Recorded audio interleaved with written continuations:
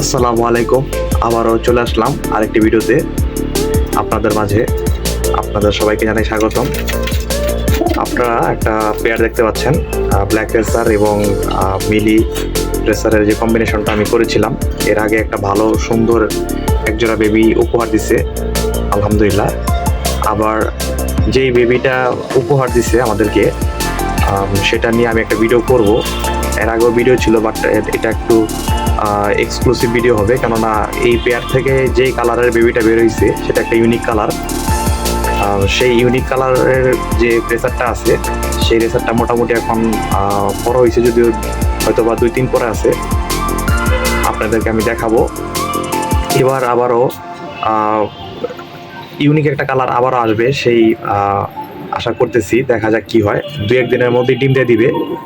এবং অসাধারণ একটা পেয়ার হয়েছে মাশাআল্লাহ।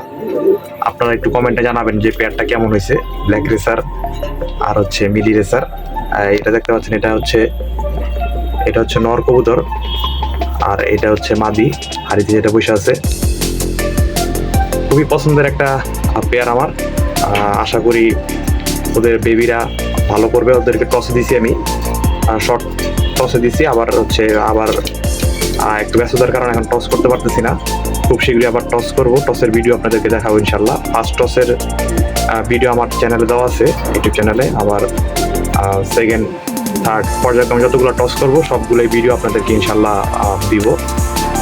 তো ওই পেয়ারটার জন্য দোয়া করবেন, যাতে আবারও এরকম ইউনিক কালারের বেবি পাই, ওরা উপহার দেয়।